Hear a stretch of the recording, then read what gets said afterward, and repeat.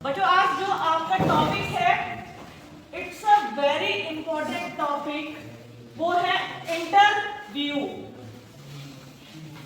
फिर मेरा वही आप लोगों से क्वेश्चन, इसको हमें इस क्लासरूम के पढ़ने की आवश्यकता क्यों महसूस हुई?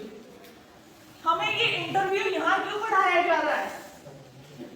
इंटरव्यू हम सब जानते हैं, मुझे ऐसा नहीं लगता इस क्लासरूम में बैठा कोई भी स्टूडेंट ये नहीं जानता हो कि व्हाट इज इंटरव्यू।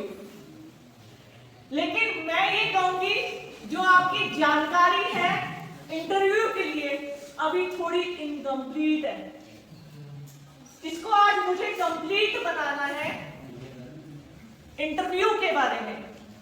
सबसे पहले हम इस शब्द के ऊपर ही जाएंगे, इंटरव्यू। इंटरव्यू हिंदी में इसको बोला जाता है साक्षात्कार। इंटरव्यू जो है वो दो शब्दों के से मिलकर बना है, इंटर प्लस व्यू। इंटर मतलब होता है अंदर, इनर। व्यू मतलब देखना, अंदर देखना। ये कौन सा अर्थ हुआ? वास्तव में जब हमें किसी व्यक्ति के बारे में जानना होता है, उसका मूल्यांकन, उसे ऑब्जर्वेशन जब हम करते हैं, उसका मूल्यांकन जो किया जाता है वो कहीं ना कहीं इसी इंटरव्यू के माध्यम से किया जाता है। छोटे से एग्जाम्पल से बताऊंगी, जब हम सभी बीमार होते हैं, बीमार होने के बाद हम कहाँ जाते हैं?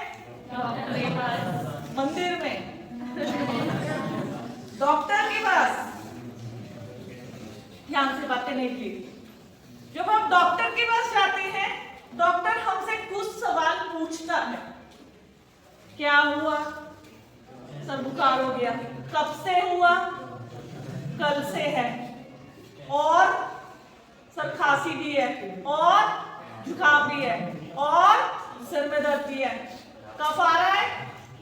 देखिए ध्यान से समझिए, बीमारी का आकलन भी वो कैसे करता है? पहले जानता है। कई बार हम देख के कहते हैं अरे इसे खांसी और बुखार है, कोरोना होगा पक्का इसको, दूर हट जाओ इसके पास से। मेरी बात समझिए, क्यों बता रही हूं मैं?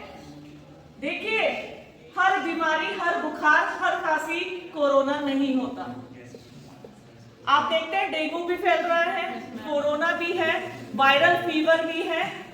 एक डॉक्टर तुम्हारे सिम्टम से ये पहचान जाएगा कि आपकी बीमारी किससे इंटरकनेक्टेड है। क्या आपको टाइफाइड है? क्या आपको जॉन्डिस है? क्या आपको डेंगू है? वो आपके सिम्टम से ही पहचान जाएगा, और मात्र आपके बात करने से ही। तो इंटरव्यू कहते हैं इंटर प्लस व्यू, मतलब किसी, इंटर कहते हैं अंतर्दृष्टि, व्यू देखना। उसके किसी व्यक्ति के इंटरव्यू मतलब अंतर्दृष्टि के ज्ञान को हासिल करना, दैट इज कॉल्ड इंटरव्यू। कुछ आसान से शब्दों में कहा गया है, a conversation where question are asked and answer are given. एक ऐसा कॉन्वर्सेशन जिसमें कुछ क्वेश्चंस को पूछा जाता है और उनके आंसर को जाना चाहता है।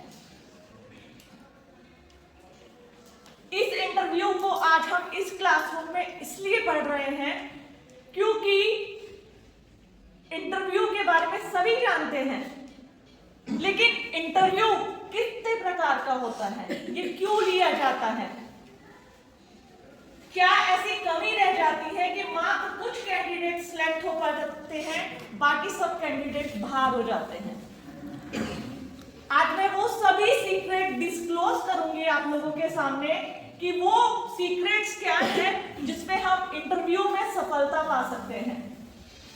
इससे पहले हमने कुछ चैप्टर्स पढ़े थे, उसमें हमने जाना था कि हम कैसे अपने आप को दिखा सकते हैं, अपनी ड्रेसेस के माध्यम से, अपने मेकअप के माध्यम से अपने आप को कॉन्फिडेंट कैसे कर सकते हैं।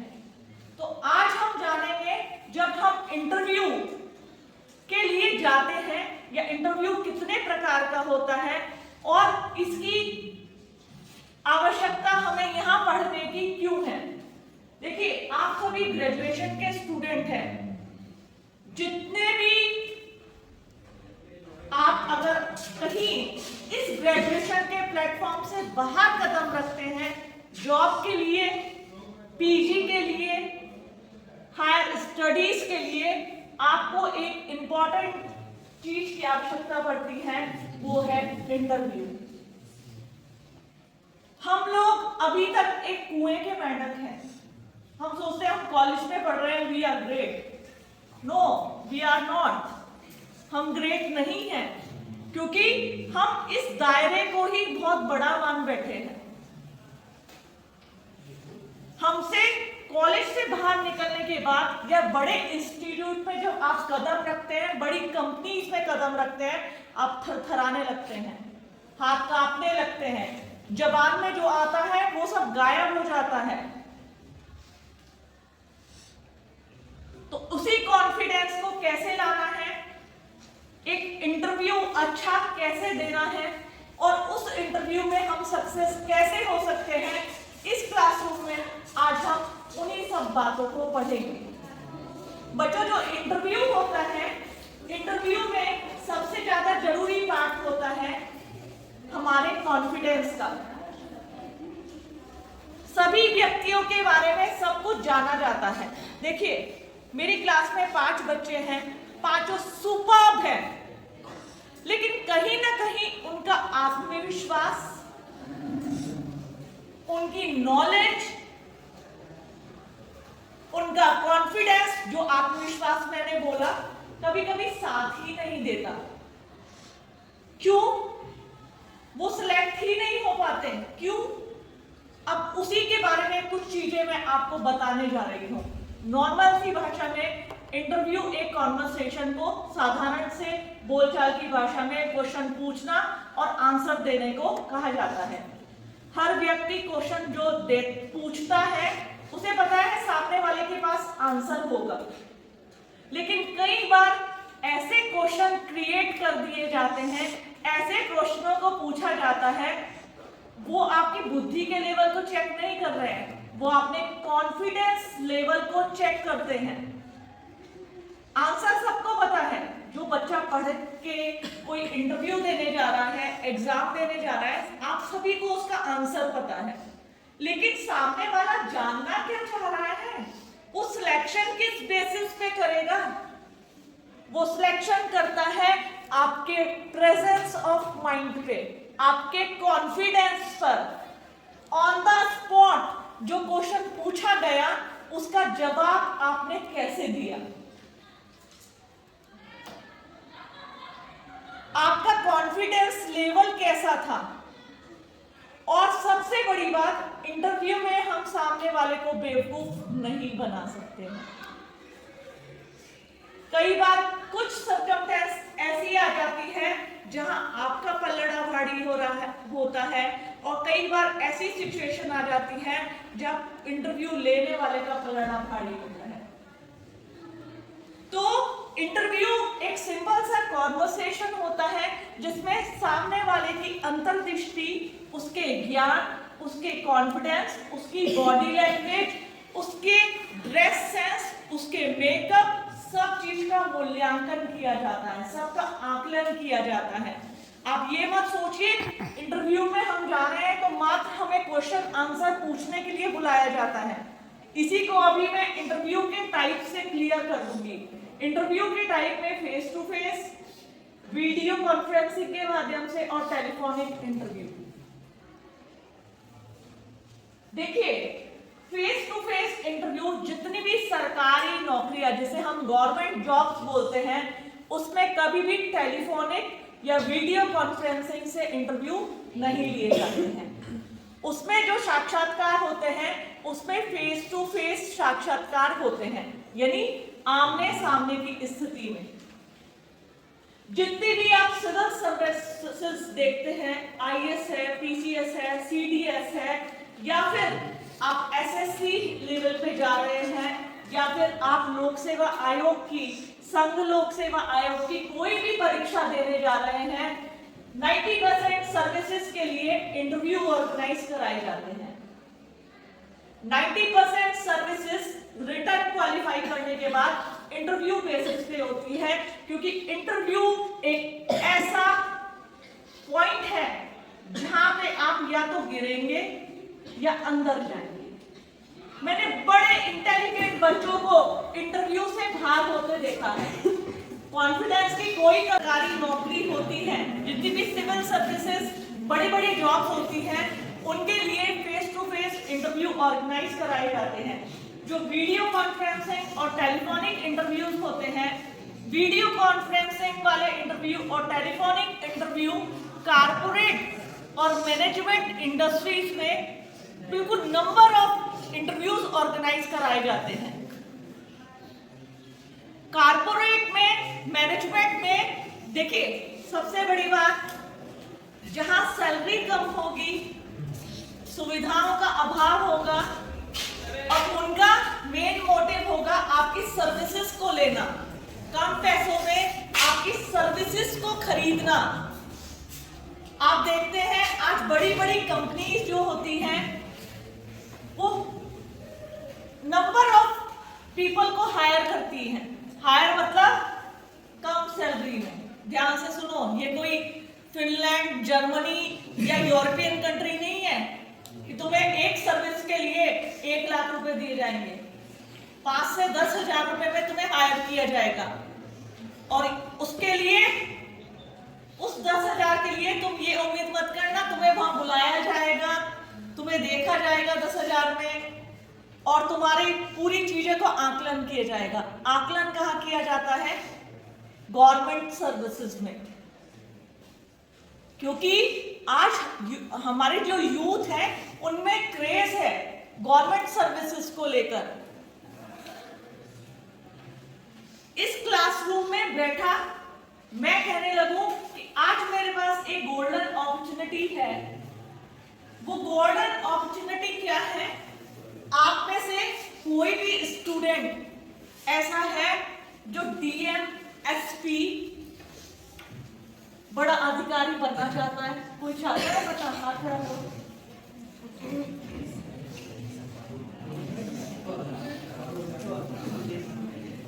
मैंने कहा था ना, सिर्फ हमारी नहीं, हमारी मेंटालिटी क्या है? ये कुआं है, इस कुएं के दायरे तक सीमित है। सुनो मेरी बात, आज यही क्वेश्चन मैं किसी इलाहाबाद के कॉलेज में, गोरखपुर के कॉलेज में खड़े होके पूछती तो वहां क्या होता? सारे हाथ ऊपर होते हैं। क्योंकि अभी हम लोग क्या करते हैं, हम लोग इस चीज को बहुत टफ मान के बैठे हुए हैं। क्यों नहीं हाथ खड़ा किया तुमने? नहीं चाहते बनना?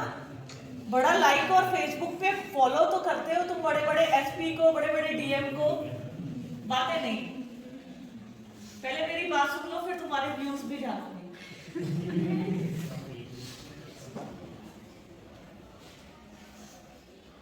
हम लोग चाहते हैं लेकिन उस चीज को हम बहुत ज्यादा कठिन मान बैठे हैं। अंगूर खट्टे हैं, हमें नहीं चाहिए वो अंगूर खट्टे हैं। 90% यही बात है। अब तुम कह लो कि नहीं नहीं मैडम ऐसा नहीं है, हमें शौक ही नहीं है उस इंडस्ट्रीज में जाने का, हम तो बने ही हैं मैनेजमेंट के लिए, कॉर्पोरेट के लिए, हमें बिल्कुल शौक नहीं है डीएम, एसपी या उस तरीके से जाने का। तो ये सब बातें क्या होती है बच्चों? कहीं ना कहीं हम अपने आप को, अपना मूल्यांकन तुमने अभी से गलत कर लिया है। आपने आपको आपने गलत ऑब्जर्व किया है।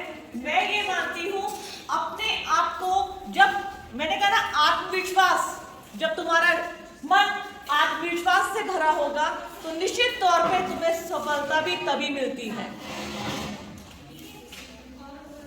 एग्जामिनेशन जब आप देने जाते हैं अपने बीए, बीएससी, बीकॉम के फाइनल एग्जाम अब जब होंगे, एक रियलिटी बता रही हूं इससे रिलेटेड। कुछ बच्चे जो होंगे एग्जाम की सुबह पेट में दर्द,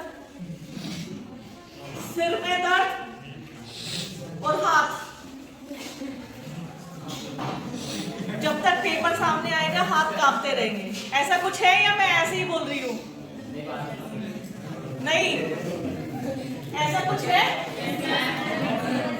पीछे दो बच्चे बहुत कॉन्फिडेंट हैं, उनका एग्जाम अभी लूंगी, रुके रहो।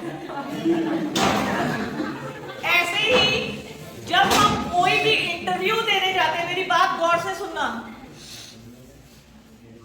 यही एंजाइटी, यही घबराहट दिमाग में होती है। और एक बार बता दूं, कम तैयारी करने वाले की अपेक्षा ज्यादा तैयारी जो करते हैं, ज्यादा जो पढ़ते हैं, उनको ये प्रॉब्लम और ज्यादा होती है, अपेक्षा उनके जो मात्र 2 दिन की तैयारी करके एग्जाम देने चले जाते हैं, इंटरव्यू देने चले जाते हैं। घबराहट किसको ज्यादा होगी? जो ज्यादा तैयारी करेगा। सुनिए मेरी बात, ये फैक्ट है। और ज्यादा नंबर कौन लाएगा? जो ज्यादा तैयारी करेगा, ये भी फैक्ट है। मेरी एक साइकोलॉजिकल स्टडी है बच्चों, वो साइकोलॉजिकल स्टडी क्या कहती है? हमारा कॉन्फिडेंस, हमारा जो आत्मविश्वास होता है, हमारी जो नॉलेज होती है, वो कहीं ना कहीं हमारे शरीर का साथ कब छोड़ देती है? कि जब हमें टेंशन होने लगती है। टेंशन में हम बने बनाए काम को भी बिगाड़ देते हैं। ये बात मानोगे आप?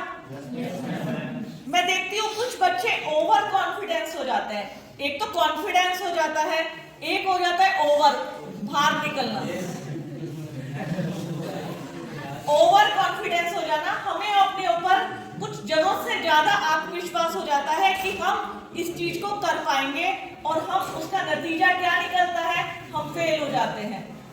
मैं तुम्हें नहीं कह रही हूँ उस समय, मैं अपने आप को बता रही हूँ। मैं भी तुम्हारी स्टेज से निकल के यहाँ पे खड़ी हुई हूँ। कई मौके ऐसे हैं मैं ओवर कॉन्फिडेंट हो गई कि मेरा सिलेक्शन, मेरा तो रिटर्न हो गया, प्री हो गया, मेंस हो गया, इंटरव्यू मेरे लिए क्या है? तो मैं ऐसे करके निकाल दूंगी, लेकिन ऐसे करके ही मैं बाहर निकल गई। ट्रू एंड फैक्ट है बच्चों। मैंने तुमसे अपनी कई बार स्टोरी देकर, मैं भी आईओ की परीक्षा देकर यहाँ पर खड़ी हुई हूँ। और इसके लिए, इस गवर्नमेंट जॉब के लिए आपको रिटन एग्जाम के साथ साथ इंटरव्यू को क्वालिफाई करना पड़ता है। और इसी ओवर कॉन्फिडेंस ने मुझे 4 बार बाहर का दरवाजा दिखाया है। इसी ओवर कॉन्फिडेंस ने 4 बार, मैं 2 बार पीसीएस के इंटरव्यू से बाहर आई हूं, 1 बार लोअर के इंटरव्यू के से बाहर आई हूं, और डिग्री कॉलेज के इंटरव्यू से भी मुझको बाहर कर दिया गया था। अब तुम कहोगे मैडम तो कह रही है अभी अभी कि मैं तो डिग्री कॉलेज का इंटरव्यू देकर यहाँ खड़ी हुई हूँ।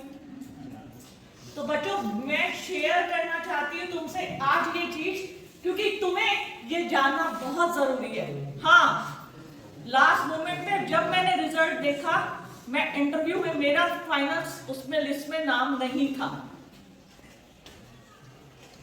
हमेशा की तरह इंटरव्यू अच्छा गया था, रिटर्न बहुत अच्छा गया था, लेकिन मेरा सिलेक्शन नहीं हुआ। मैंने अपने इसी आत्मविश्वास को अपना +5 बनाया, और मेरी जानकारी ने मेरे को यहां दोबारा लाके खड़ा किया। उसी रिजल्ट में मुझे न्यायालय की शरण में जाना पड़ा था, हाई कोर्ट की शरण में जाना पड़ा था। और आज मैं तुमसे ये डिस्कस यहां क्यों कर रही हूं? क्योंकि मैं इसलिए डिस्कस कर रही हूं कि तुम्हारा कॉन्फिडेंस, तुम अभी जो बोले ना कि हमें नहीं बनना, हम तो कहीं और जाएंगे, या हम पढ़ते नहीं हैं, तो बच्चों आज ये मैं बता दूं कि आज हम सभी उसी ओवर कॉन्फिडेंस का शिकार हैं। हमें अपने आप को उस लेवल तक मेंटेन करना है। देखो, गाना सुनना बहुत आसान है, पढ़ना थोड़ा कठिन है, मानोगे ये बात? गाने हमें तुरंत याद हो जाते हैं, पर अगर कोई टॉपिक हो वो हमारे दिमाग में जाता ही नहीं अंदर। इसमें आपके साथ भी है क्या ऐसा? मेरे साथ बहुत था। बातें सुनिए मेरी, जब मुझे कोई फिल्म का डायलॉग उससे पहले मुझे रट जाता था। गाना सिंगर बाद में गाता था उससे आगे मैं निकल जाती थी, और पढ़ाई की जब बात आती थी तो मुझे ऐसा लगता था मेरा दिमाग काम ही नहीं कर रहा है, ट्रेन ट्रैक पे जा ही नहीं रही है। तो बच्चों आज उसका भी एक सीक्रेट डिस्क्लोज करती हूँ, गाने सुनिए, लेकिन जैसे तुम गाने सुनते हो अगर तुमने पढ़ाई को ऐसा साथी बना लिया, पढ़ाई तुम्हें इंटरेस्टिंग लगने लग जाएंगी। आज मैं वो उन बच्चों के एग्जाम्पल, बीए तक मैं बिल्कुल टॉपर नहीं थी, मैं तो नहीं कहती मैं टॉपर हूं या मैं बहुत ब्रिलियंट हूं, मैं ब्रिलियंट नहीं हूं। बीए तक तुम्हारे से भी बुरे मार्क्स रहे होंगे मेरे, तो फिर आज यहाँ कैसे आ गई? अभी तक तो तुम भी सब मना कर रहे हो, लेकिन तुम में से ही कुछ बच्चों को निकाल के मुझे यहाँ पे खड़ा करना है, ये मेरी भी इज्जत है, क्योंकि मैं तुम्हारी तरह सामान्य बिल्कुल नॉर्मल, ना कोई बैकग्राउंड आईएएस पीसीएस वाला ऐसा कि कोई मुझे गाइड कर दे कि कैसे बनते हैं, कोई प्रोफेसर नहीं घर में जो मुझे बता दे कि प्रोफेसर कैसे बनते हैं, इंफ्रास्ट्रक्चर साथ ही नहीं देते थे, और दिमाग बताया ना भी गाना वो बाद में गाता था, मैं पहले गुनगुनाती थी, और पढ़ाई तो दिमाग में आती नहीं थी, और हैंडराइटिंग तो यकीन मानिए मेरे से गंदी हैंडराइटिंग किसी की नहीं थी। बीए में मैंने बीए किया है, ग्रेजुएशन में मेरी हैंडराइटिंग बहुत गंदी थी, मैंने हर एक अपने वीक पॉइंट को पॉजिटिव पॉइंट बनाया है, या आज जो मैं खड़ी हूं मैंने उस चीज को कैश किया है। जब मैंने सोचा मुझे गाने लाना हो सकते हैं तो मुझे अपने जो ये कॉन्सेप्ट है ये क्यों नहीं क्लियर हो सकते। जब मुझे ये बात समझ में आई कि मैं रटती हूं, सबसे पहले मुझे अपनी ये रटने वाली चीज को भूलना पड़ेगा। मैंने समझना शुरू किया, समझ के कॉन्सेप्ट से लिखना शुरू किया, मेरी परसेंटेज अच्छी आने लगी। लेकिन मात्र समझ के लिखने से कोई सिविल सर्विसेज क्वालिफाई कर ले ये इतना भी आसान नहीं है, उसके लिए डेडिकेशन चाहिए। मैंने कुछ शो में जब मैंने सिविल सर्विसेज की तैयारी के लिए पूछा तो मैं भी इंटरव्यू के लिए गई, मैंने भी कुछ आईएएस पीसीएस लोगों से मिली और उनसे पूछा कि सर आप कैसे बने हैं, मुझे भी गाइड करिए। यकीन मानोगे उनका जवाब क्या था? बच्चे इतना आसान नहीं है बनना, 15-15 घंटे पढ़ना पड़ता है। आपकी परसेंटेज कितनी है? मैंने कहा सर मेरी तो इतनी है। फिर तो आप भूल ही जाइए, आप नहीं बन सकते। लेकिन आज मैं उन्हीं लोगों को बताना चाहूंगी और तुम लोगों को खासतौर पे बताना चाहूंगी कि कोई भी परीक्षा मुश्किल नहीं होती है, कोई भी इंटरव्यू मुश्किल नहीं होता है। या हम इसको आज इस क्लासरूम में क्यों पढ़ रहे हैं? क्योंकि कहीं ना कहीं आज हमें अपने कॉन्फिडेंस जो खोया हुआ है उसको लौटा के लाना पड़ेगा, अपने आत्मविश्वास को जगाना पड़ेगा और उस ट्रैक पे तुम्हें निकलना पड़ेगा जिस ट्रैक से तुम सभी लोग भटक गए हो। हम सोच रहे हैं ग्रेजुएशन है, मस्ती मस्ती में पूरा ग्रेजुएशन हो जाएगा। यदि इसी ग्रेजुएशन में बच्चों आज आप यदि सीरियस हो जाते हैं तो आपका पूरा करियर बेहतरीन बन सकता है, ये मेरा दावा है। आज अगर आपकी क्लास में उठ रही हूं, बड़े ध्यान से सुनिए, मेरी फ्रेंड का इंटरव्यू था सिविल सर्विसेज में, सुनिए मेरी बात। उससे क्वेश्चन पूछा गया, मैं आपसे इस क्लासरूम में पूछ रही हूं आज, सपोज कि मेरे पास माचिस की डिब्बी है, उनके पास थी, इंटरव्यू बोर्ड वालों के पास माचिस की डिब्बी थी, सामने ये कैंडिडेट बैठा था, उन्होंने माचिस की डिब्बी इस कैंडिडेट को दी और बोला टी बना के दिखाओ, चाय बना के दिखाओ, मेरी माचिस की डिब्बी चाय बनाओ। सुनो मेरी बात ध्यान से, क्या क्वेश्चन पूछा? माचिस की डिब्बी इसको दी और बोला बेटा चाय बना के दो हमें। क्या आप में से कोई बना सकता है? ये माचिस की डिब्बी ऐसे चाय बना सकता है? तिल्ली तिल्ली तो होगी ना उसके अंदर। काफी बच्चे समझ गए हैं, काफी बच्चे तैयार हैं चाय बनाने के लिए। पारुल बना के दिखाएगी तुम्हें चाय। पारुल चाय।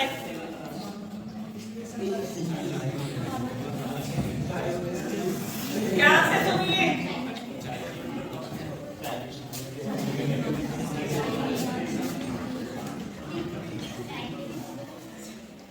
ना गलत गलत। माचिस की तिल्ली थी ना, कौन बताएगा? उन्होंने सिंपल 2 तिल्ली रखी, एक ऐसे एक ऐसे। बातें नहीं। टी चाय को इंग्लिश में टी नहीं बोलते। देखिए सुनिए मेरी बात, ध्यान से सुनिए। ना तो इंटरव्यूअर का मतलब जो इंटरव्यू ले रहा था उसका उद्देश्य सामने वाले को हर्ट करना था, ना तो ये जीके का क्वेश्चन था कि उन्होंने फ्रांस की राजधानी पूछ ली थी कि फ्रांस की राजधानी बताइए या फ्रांस का प्रेसिडेंट बताइए। ये कॉमन सेंस का क्वेश्चन था। और ऐसा क्वेश्चन चूंकि मैं तुमसे पहले भी बता चुकी हूं, मेरे इंटरव्यू में नंबर ऑफ टाइम्स इस तरह के क्वेश्चन मुझसे पूछे गए हैं।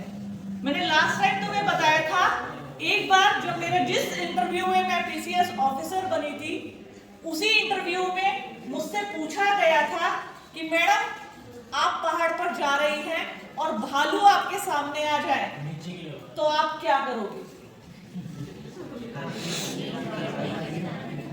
मैंने बताया था ना, ये आपसे पहले भी शेयर किया है। मेरा जवाब था कि सर मैं लेट जाऊंगी सांस रोक के, क्योंकि मैंने वो सोनू मोनू की कहानी सुनी थी कि सोनू और मोनू 2 दोस्त थे। सोनू छोड़ के भाग गया, मोनू सांस रोक के लेट गया। भालू ने सूंघा और भालू चला गया। तो जब मैंने उनसे बोला सर मैं सांस, क्योंकि मुझे सडनली वो कहानी ध्यान आई। सुनिए मेरी बात को ध्यान से सुनिए। मुझे कुछ भी पता नहीं था, मुझे वो कहानी ध्यान आई और मैंने उन्हें आंसर दिया कि सर मैं अपनी सांस रोक के लेट जाऊंगी। उन्होंने कहा इतनी देर में भालू आपको खा जाएगा। तो मैंने कहा सर मैं भागने लगूंगी। तो उन्होंने कहा भालू आपसे तेज भागता है। मैंने आंसर इसका, बस मेरे पास कोई जवाब नहीं था। मैंने लास्ट में एक शब्द बोला, सॉरी सर मुझे इससे आगे नहीं पता। उन्होंने भी मुझे इसका कोई जवाब नहीं दिया। लास्ट में जब मैं इंटरव्यू देके बाहर निकली, मैं बहुत असंतुष्ट थी। मतलब मुझे कॉन्फिडेंस आ ही नहीं रहा था, क्योंकि पूरा इंटरव्यू बहुत अच्छा गया। लास्ट में इस क्वेश्चन ने मुझे पजल कर दिया। जब मैं घर आई, मैंने अपने फादर से बताया कि पापा मुझसे ये क्वेश्चन पूछा गया। तो मेरे फादर ने बोला बेटा भालू जो होते हैं उसके बाल बड़े लंबे होते हैं। यदि कोई इधर या निचाई में या वैसे भागता है तो भालू को एकदम से दिखाई नहीं देता, उसके आंखों के सामने बाल आ जाते हैं। तो कहने का मतलब आपको सिचुएशन बेस्ड डाला जाता है। कई बार बोला जाता है कि आप पुलिस अधिकारी हैं, ठीक है, आप घर जा रहे हैं, रास्ते में आपको एक्सीडेंट होता मिला तो आप क्या करेंगे? तो सबसे बड़ी बात है पुलिस अधिकारी रुकेंगे, उसकी मरहम पट्टी कराएंगे, तब उसको अस्पताल भेज के तब घर जाएंगे। सिंपल है ना? ये तुम सब भी जवाब दोगे और मैं भी यही जवाब दूंगी। और मैंने कई साथियों ने यही जवाब दिया, लेकिन उनकी नजर से उन्होंने उसको गलत माना। उन्होंने कहा बिल्कुल गलत, आप गलत है, आप एम्बुलेंस को कॉल करेंगे।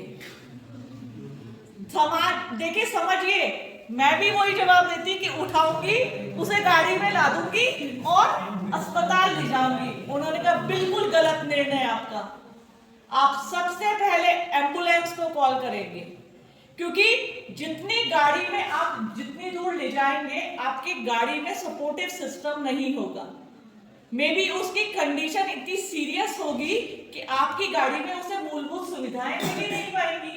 लेकिन यदि एम्बुलेंस आ जाए और एम्बुलेंस उसे सपोर्टिंग सिस्टम से ले जाए तो वो मरते मरते उसकी जान बच सकती है। तो बच्चों, ये क्वेश्चन बताने का उद्देश्य तुम्हें सिर्फ मात्र नॉलेज न देना। इंटरव्यू, वास्तविक इंटरव्यू किसे कहते हैं, इसको जानो। जो लॉजिकली क्वेश्चन तुमसे पूछे जाते हैं उनके पीछे के रीजन को जानना है। इंटरव्यू जैसे मैंने बताया, इंटरव्यू 3 प्रकार के होते हैं, face to face, video conferencing और telephonic. Face to face interview जितनी भी गवर्नमेंट जॉब्स हैं उसके लिए ऑर्गेनाइज कराए जाते हैं। वीडियो और टेलीफोनिक इंटरव्यू जितने भी कारपोरेट इंडस्ट्रीज होती है, मैनेजमेंट इंडस्ट्रीज होती है, उसमें टेलीफोनिक और वीडियो कॉन्फ्रेंसिंग के माध्यम से इंटरव्यू कराए जाते हैं। उसके पीछे का रीजन क्या है? उसके पीछे का रीजन ये होता है क्योंकि वो पूरे भारत में, पूरे इंटरनेशनल लेवल तक फैले होते हैं। कई कई विदेशों से इंटरव्यू ऑर्गेनाइज कराए जाते हैं। इसमें बड़ी बड़ी इंडस्ट्रीज, बड़े बड़े एक्सपर्ट्स भी वीडियो कॉन्फ्रेंसिंग के माध्यम से इंटरव्यू लेते हैं।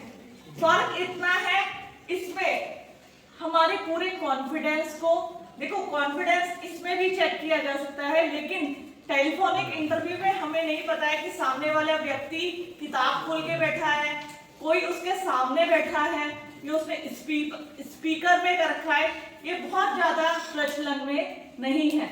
लेकिन जो वीडियो कॉन्फ्रेंसिंग और फेस टू फेस इंटरव्यू है ये बहुत ज्यादा प्रचलन में है और इनका इस्तेमाल आज भी विभिन्न पदों के लिए, विभिन्न सरकारी नौकरियों में, कारपोरेट सेशन में, प्राइवेट सेशन में इनका यूज किया जाता है।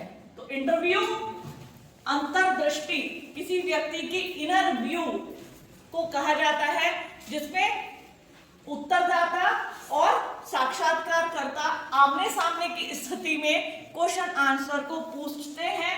मोटिव उनका यही होता है कि सामने वाले के व्यक्तित्व को पहचानना, उसके व्यक्तित्व में। मैंने तुमसे बताया था हर इंटरव्यू में हमारे जो बड़े बड़े इंटरव्यूज होते हैं सिविल सर्विसेज के, बड़ी बड़ी पोस्ट के लिए, उसमें पूरा इंटरव्यू बोर्ड बनता है, उसमें एक्सपर्ट बिठाए जाते हैं, आपके सब्जेक्ट के एक्सपर्ट, टेक्निकल एक्सपर्ट, और उसमें हर एक इंटरव्यू में एक साइकियाट्रिस्ट को भी बिठाया जाता है, मनोचिकित्सक को।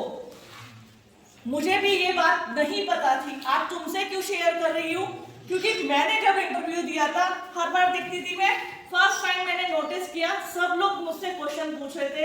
एक कोने में बैठा व्यक्ति, बहुत स्मार्ट, टाई लगाई हुई थी, कोट पहना हुआ था, बहुत स्मार्ट लग रहे थे वो सर, लेकिन वो मुझसे कुछ पूछ नहीं रहे थे, वो बस मुझे देख के ऐसे मुस्कुरा रहे थे हल्का हल्का, कभी कभी देखते थे फिर ऐसे करके नीचे। तो मैंने घर आकर पूछा फिर वही वाला क्वेश्चन, एक व्यक्ति जो थे उनसे, उन्होंने मुझसे कुछ पूछा ही नहीं। तो मुझे पता चला वो साइकियाट्रिस्ट थे, वो हमारे हाव भाव, हमारी बॉडी लैंग्वेज, हमारे आंसर करने के मिनट्स उनको टैली कर रहे थे, वो उनसे हमारे व्यक्तित्व का मूल्यांकन कर रहे थे, हमारी पर्सनालिटी को जांच रहे थे। तो बच्चों, ये सब चीजें इंटरव्यू में काउंट होती हैं और ये आज मैं आप लोगों से इसलिए शेयर कर रही हूं क्योंकि आप भविष्य में, मेरे 100% जितने भी स्टूडेंट आज क्लासरूम में बैठे हैं, निश्चित तौर पे कहीं ना कहीं इंटरव्यू देने जाएंगे। तो मेरी इन सब बातों को ध्यान रखना। ये अभी चैप्टर खत्म नहीं हुआ है, डू और डू नॉट्स। मैं कुछ ऐसी बातें बताऊंगी आपको कि इंटरव्यू में जाते समय क्या करना चाहिए और क्या नहीं करना चाहिए। कल की क्लास में हम डिस्कस करेंगे। आज के लिए